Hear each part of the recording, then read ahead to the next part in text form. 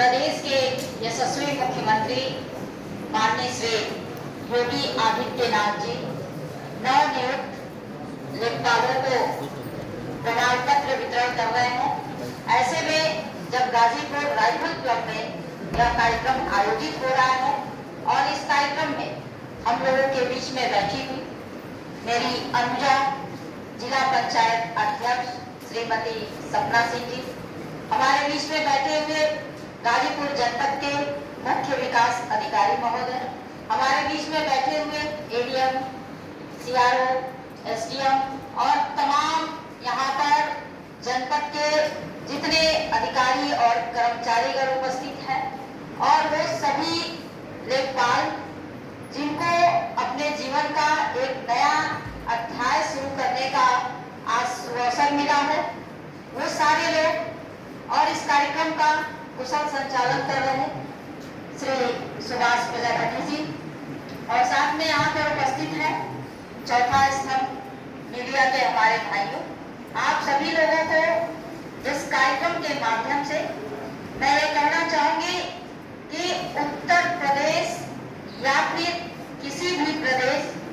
और केंद्र में जहाँ पे भारतीय जनता पार्टी की सरकार वो सदैव से पारदर्शी कामों के लिए जानी जाती है और उसका उद्देश्य है कि ये सरकार कुछ ऐसा करे कि देश के नागरिकों को लगे कि कोई सरकार कार्य कर रही है या किस सरकार का क्या विचार है, क्या उद्देश्य है, किस सुशासन से वह देश और प्रदेश को चलाना चाह रही है। पहले की भर्तियों में जैसा कि माननीय मुख्यमंत्री जी ने कहा कि चाचा भतीजा का खेल कितना चलता था, सबने देखा है।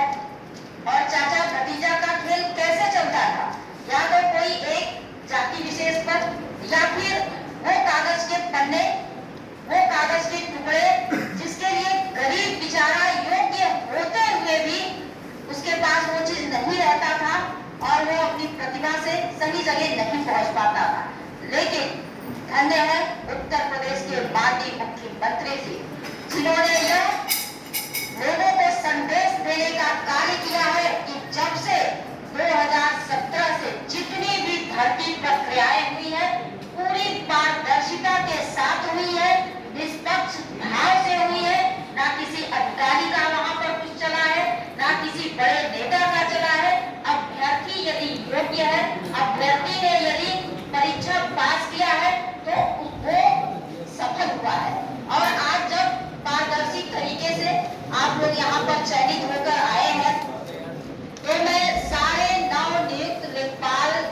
भाइयों और बहनों आप सभी से यह कहना चाहूंगी कि जिस पारदर्शिता के साथ आपका चयन हुआ है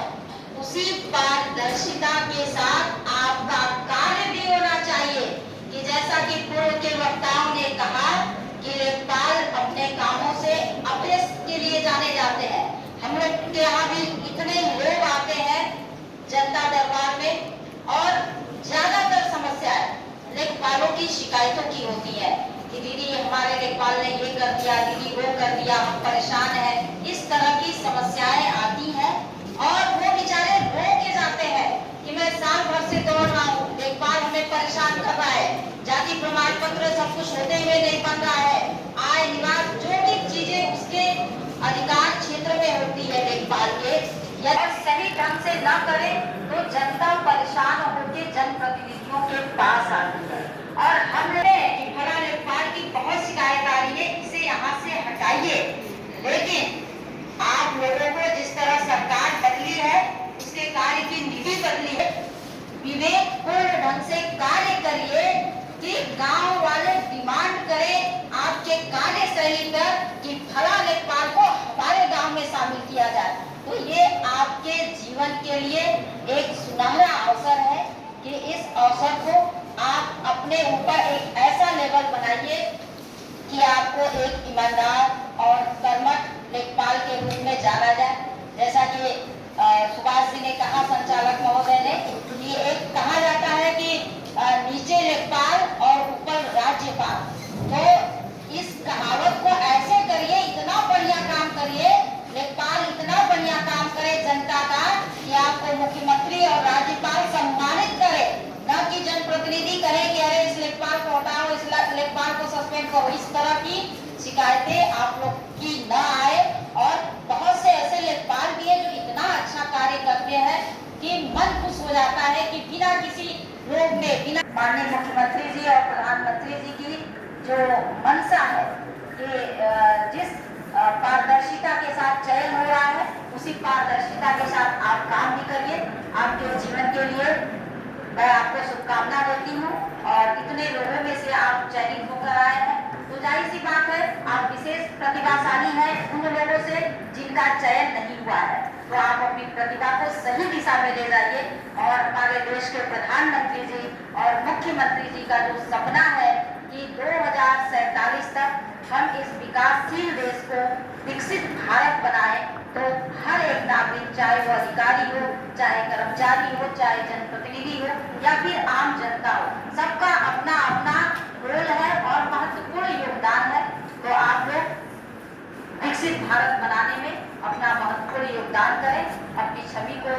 अच्छी तरह से और पारदर्शी बनाएं। इन्हीं सब शुभकामनाओं के साथ आप सभी लोगों को ढेर सारी बधाई, शुभकामनाएं, धन्यवाद।